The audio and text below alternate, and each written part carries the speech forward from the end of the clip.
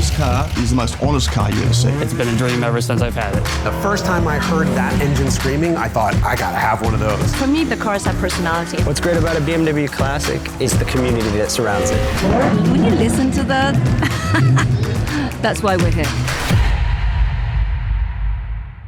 Welcome to a new episode of Classic Heart, the BMW Group Classic podcast. My name is JP Rathken, and I'm super excited to talk to a person today who is able to drive his BMW E30 M3 in Europe and Asia the very same day. The Istanbul resident Can Eyilik is a true BMW enthusiast who built actually an own hangout spot for his cars and friends called Driven 34. Let's find out how driving feels like between two continents.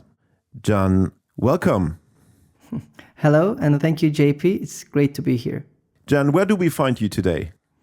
Today, you're finding me at Driven 34, my man cave, my garage, my nirvana, my escape place, the place I hide out when I have a fight with my wife. You know, my little paradise, my little kingdom, Driven 34. So, Driven 34 is located in Istanbul, if I'm not mistaken. Yes, it's in Istanbul. Please allow us an inside view into the car culture of Istanbul. Of course, it would be my pleasure. Turkey, Istanbul specifically is the highlighted city, but Turkey is generally a very car-fueled country and car-fueled population because we have a young population. And then as you can imagine, all the young people are into cars, into fast things, into fancy things, into interesting things. And in that sense, it's a very happening culture. There are many car meets monthly, sometimes weekly, mostly based in Istanbul, of course. But generally, the vibe of cars are very nice here. The green effect, the emissions effect is not that much on the streets. So when you're driving past with a fast car, you don't get any thumbs down, you're polluting, whatever. People are still like in a good vibe. So overall, I would say it's a nice city to have a driving culture, and we always feel welcome. I have to admit, I've never visited Istanbul before, which will change soon because I definitely come visiting you. So how is driving in Istanbul? Are the roads fantastic? Is there congestion? What is it like? Well, I'm not going to lie. The traffic is a big deal. Unofficially, it's a 20 million people population in one city. It's bigger than most countries. And because of the COVID, people are using public transport less and less to avoid any contact. So it's even more cars on the street right now. That's why car guys like me, petrol heads like us, have to find tricky hours to go on the street. Sometimes it's before the day starts, like 6, 7 a.m. in the morning, or sometimes it's when everybody's back to sleep after 10 p.m., we head out. But my favorite is the mornings, personally. I like to start the day very enthusiastically, so to speak. And in that sense, yes, traffic is a problem, but you can still find ways to work around the problem and enjoy the city because, one other reason the traffic is a problem is there are two types of commuting. One, people going back and forward to work, and then people admiring the scenery, like the Bosphorus and everywhere. So there is commuting traffic and sightseeing traffic. But after a while, you get used to it and you find your own shortcuts and everything. Overall, I'm okay. Great. Istanbul is really the link between Europe and Asia. How would you describe the difference in the car culture between those continents which are so close together at your place? Yeah, nice question. Yes, I am the only person probably from your global audience that can say, I'm going to go to Asia and come back today. That's a privilege of living in Istanbul. What we call as locals is the Asian side is like the bedroom of Istanbul, and the European side is the office. Most of the houses are on the other side, on the Asian side, because it's more of a chilled vibe. It's a warmer area. But the European side is, I would say, more commercial, more like offices, restaurants, hotels. The living social side is the European side. But that's why there are two different cultures. Actually, the Asian side has better roads if you want to go for spirited drivings. But the European side has the most amazing scenery because of all these historic landmarks like the Hagia Sophia, like the Blue Mosque, the historic peninsula, the magnificent Bosphorus. And after a while, we get used to it because we live in the city. We are blessed with beauty. But once in a while, we stop and take a look and appreciate the city again. In that sense, we are very lucky. And both sides of the city is beautiful and very pleasant to live. Nice. So please tell us, besides sharing the passion for cars with your friends, what is your profession? What is your daytime job? I'm an architect. I have my architectural firm that's been running for 18 years. That's my daily job. That's my go-to things. That's how I pay the bills. And the Driven 34, my hobby garage, so to speak, is, as I said, it's my hobby.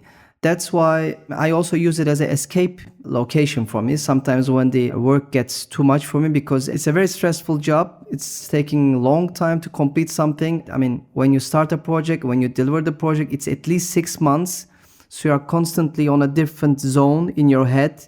You're focused on one job. So in that stress environment, in that waiting and long duration, sometimes when I escape during the day and come to my garage, that's my detox. I don't know if I could make it clear. Absolutely. Absolutely. I think this is so great because it shows these kind of elements that passion can have, right? You love your job for sure, otherwise you wouldn't do it. And then to clear your head, going into the garage, talking cars, hanging around with friends, do manual work. I think all this fits together. What interests me most is now, you focused in your collection on M cars. That's what your heart is beating for. Where did this love start? When did this love start? It started in 1987. So a friend of my father's has been to the Köln Messe, the expo in Köln.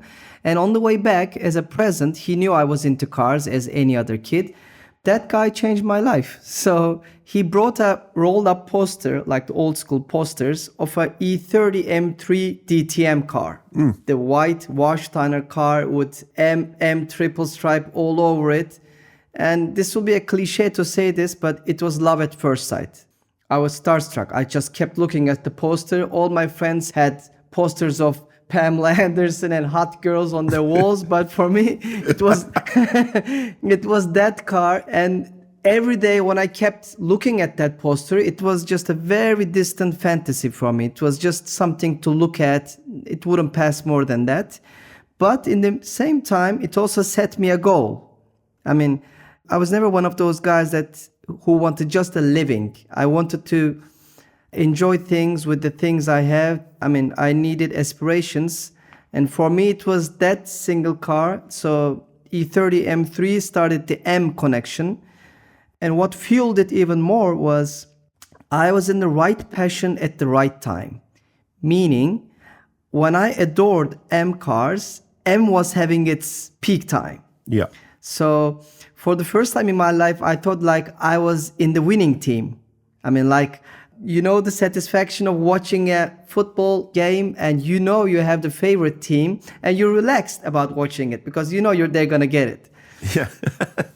Very nice analogy. Yeah, I mean, as childhood memories go, we all need heroes. And for the first time, my hero was winning. So It was win-win for me. The car was nice and it also had success all over in the motorsport, in the street, everywhere. Fantastic. And let me jump a bit back into the most present time. As an architect, you are very familiar with the golden shot and the balances and all these kind of things. So how would you describe an E30 in terms of from an architecture perspective? I think it's the perfect execution of form follows function. Yeah. It's very rare that form follows function creates something beautiful. But in the case of the E30 M3, the necessities for the motorsport for the first time ever created something magnificent. I think also like this boxy shape you have with this car a little bit. So everything you see is what you get. I think it's a very clear communication in design. And so with the M3 especially, you look at the car and you know exactly what you will get when you're driving it, in a sense. I think they made it very interesting. And if we look back to old designers, like for Gert and others, when they say, the car needs to be moving when it's standing. And I think the M3, the E30 especially, does this. But let's jump back in time again, because what makes me like positively crazy is that no matter where you grew up, if it was 1987 in Turkey, Istanbul, or in my case, a bit earlier in Hamburg, Germany, or wherever you are, these boys and girls had all these passion by posters. So this is where the name poster car came from, right?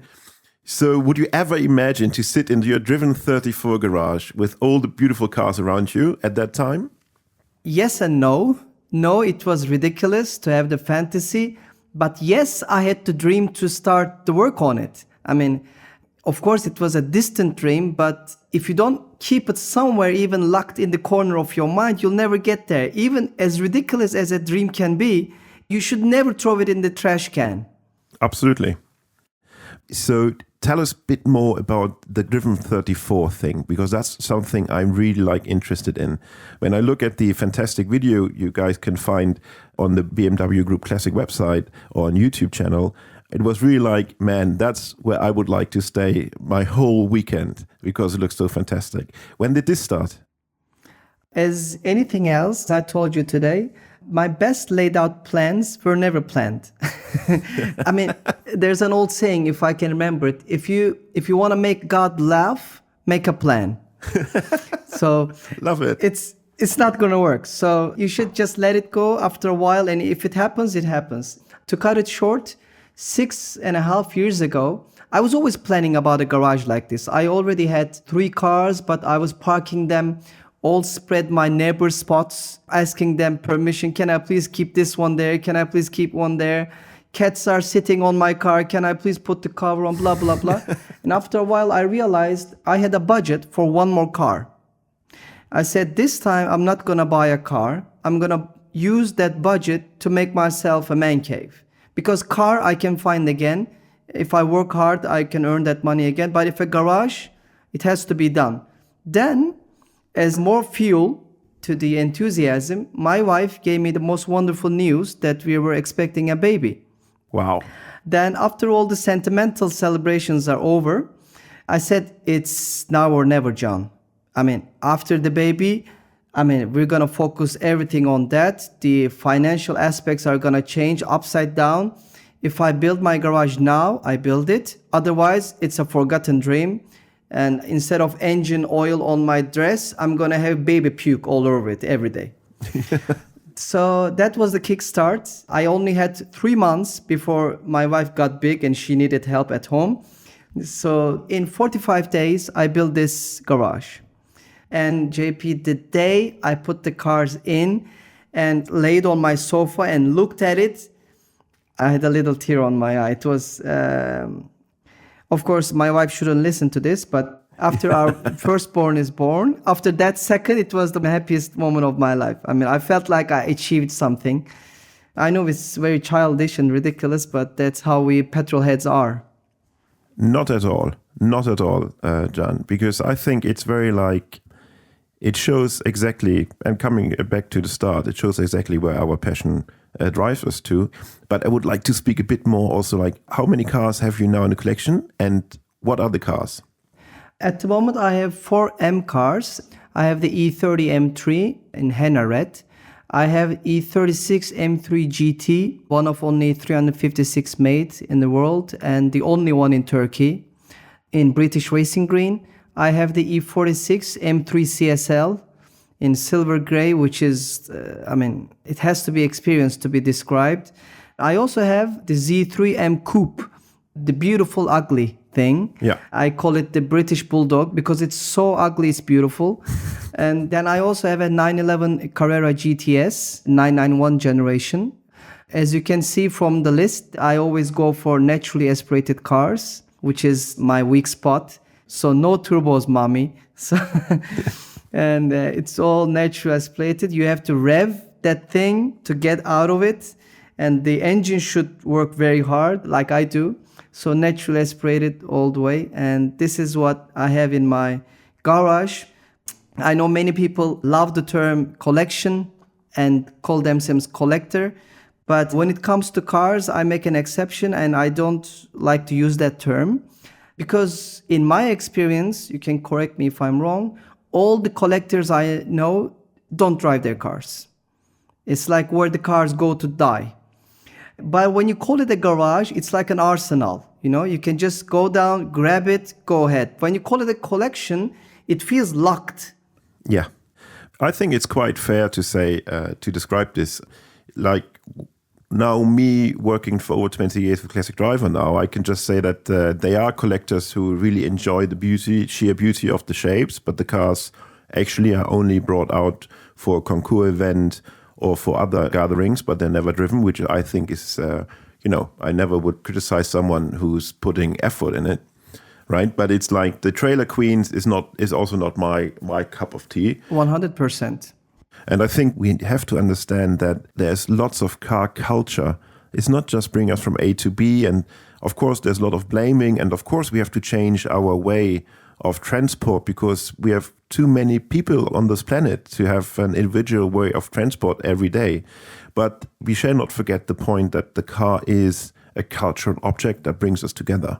And I think that's super, super important. Jumping back to your garage, where does the name Driven 34 derive from? As I just answered before, how I consider them like garage and not a collection, that's what the name represents. My cars are driven. They are driven. Yeah. I don't care how valuable they are. I don't care how rare they are. I don't know how hard to find, hard to replace, etc. they are. They are to be driven. And there's nothing cooler than a dirty, hard-driven car parked on a very simple street on the road rather than seeing it in any concourse event in my eyes. So I always drive them. So my cars are driven. And 34 is the number plate code of Istanbul.